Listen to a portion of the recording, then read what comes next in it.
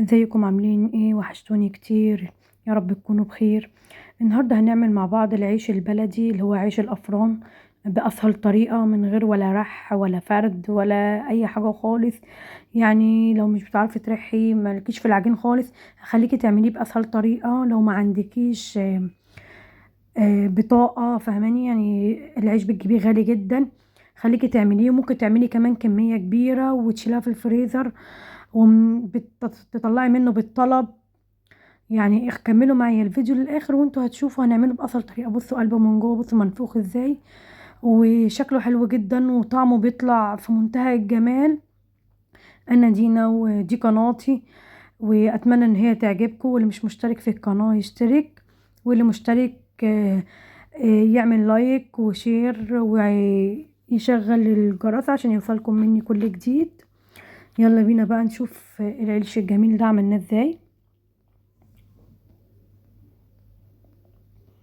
معانا هنا مج ميه دافي يعني فتره خالص كده، كده الجو بقى حر.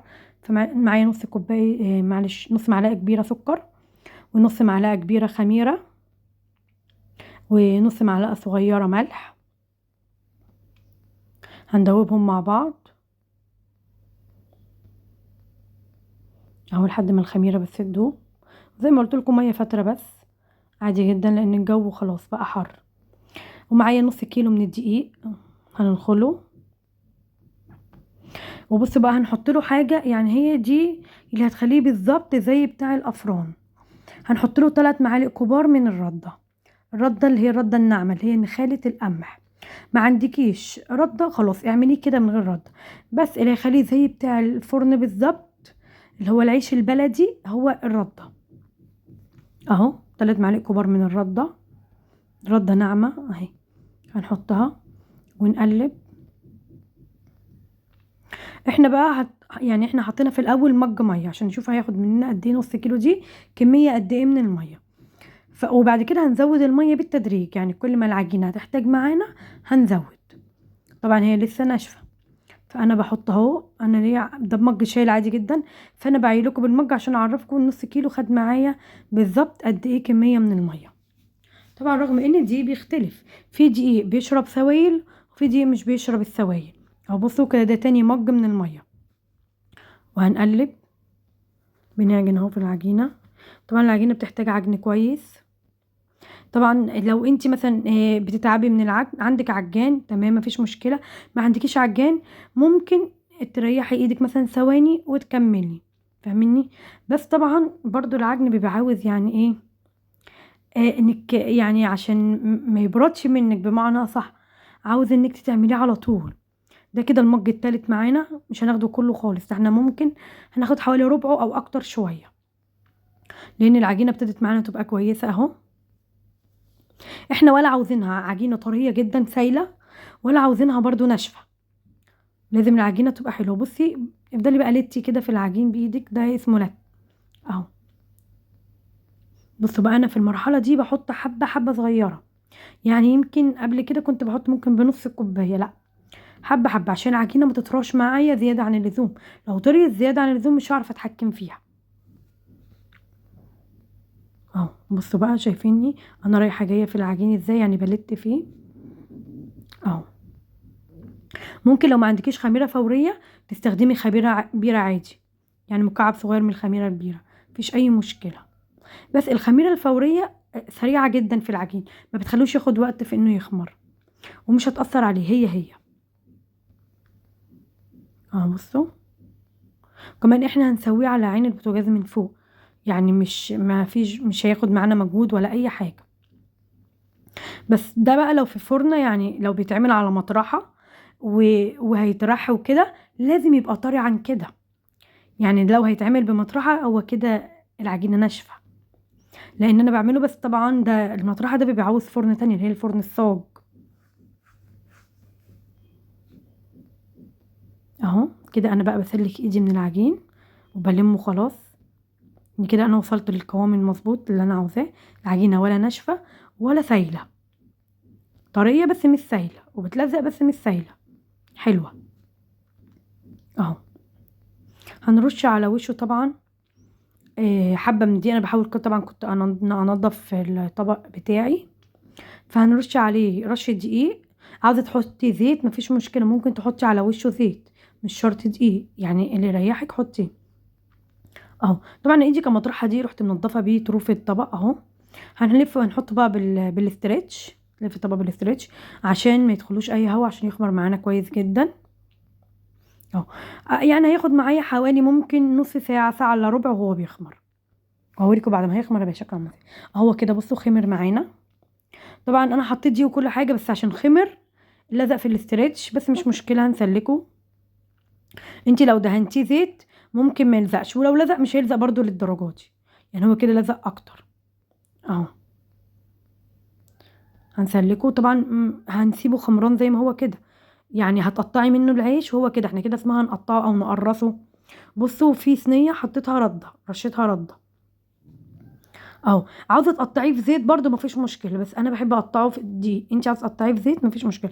بصوا هنعمل رغيف صغنن اهو، حجم الرغيف بيبقى صغير طبعا، بيبقى زي ما انت تحبي، بس عشان تعرفي تسويه فوق البوتاجاز يبقى حلو. يعني انت بصي في كف ايدك، بتحطيه في كف ايدك شايفين، يعني اعملي لنفسك زي معيار كده، بصي في كف ايدك كده صغنن اهو. هنقطع، ولو عاوزه تعمليه اصغر من كده كمان تعمليه اصغر من كده، يعني انا طلع معايا في كبير وصغير، انت عاوزه تعمليه اصغر من كده كمان هينفع ويطلع معاكي اصغر من كده. يعني انا عملته كده وطلع حلو وليه قلب وجميل مش خفيف، لا طلع حلو جدا اهو.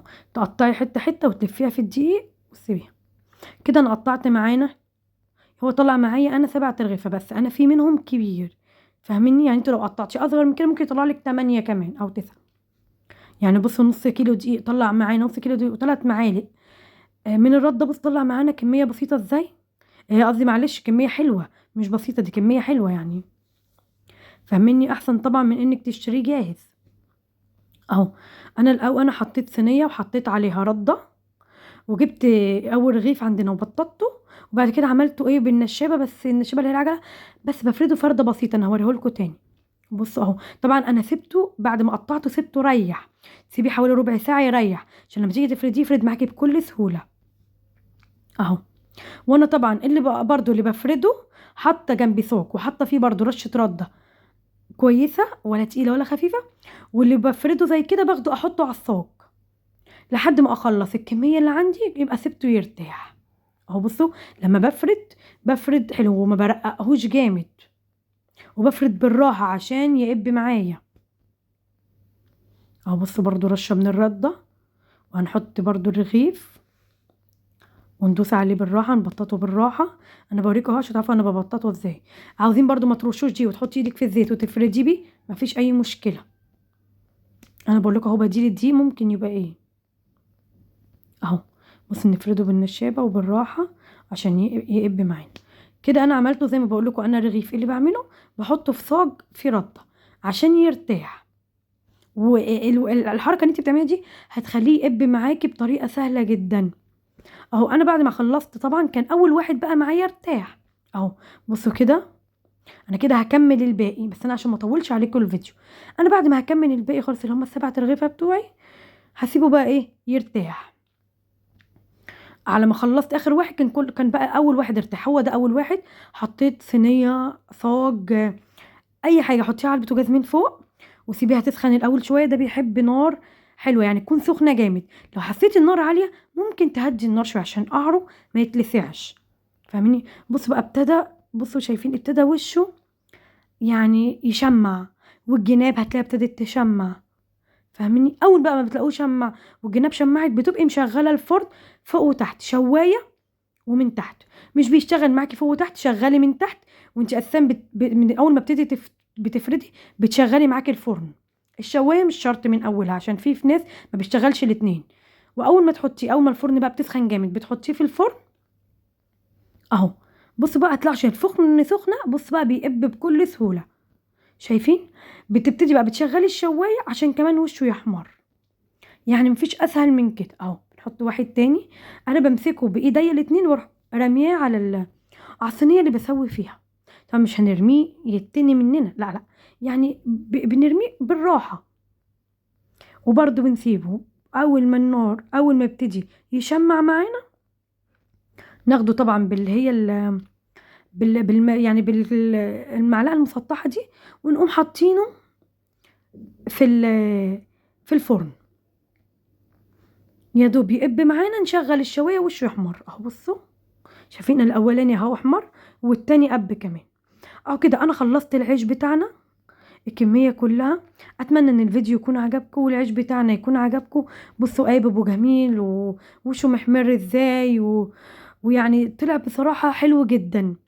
فصدقوني احلى من بره واوفر وانضف. بصوا يعني الرغيف بيتني معانا. تقدري تعملي سندوتشات، تقدري تعملي حواوشي، تقدري تعملي اللي انت عاوزاه، تشيليه في الفريزر زي ما بقولك وتطلعي منه بالطلب. فصدقوني يعني ما فيش احسن من كده ولا اوفر من كده ولا انضف من كده كمان. لو الفيديو بقى بتاعي عجبكم متنسونيش في اللايك والشير والاشتراك في القناة. ولو عاوزين اي فيديوهات تاني قولولي، اكتبولي في الكومنتات وانا اعمل لكم. في اي حاجة في الكومنتات اطلبوها مني واكتبوها. اشوفكم في فيديو جديد واشوفكم على خير وباي باي. واتمنى يكون الفيديو عجبكم وكل فيديوهاتكم بتعجبكم. هتوحشوني لما اشوفكم في فيديو جديد.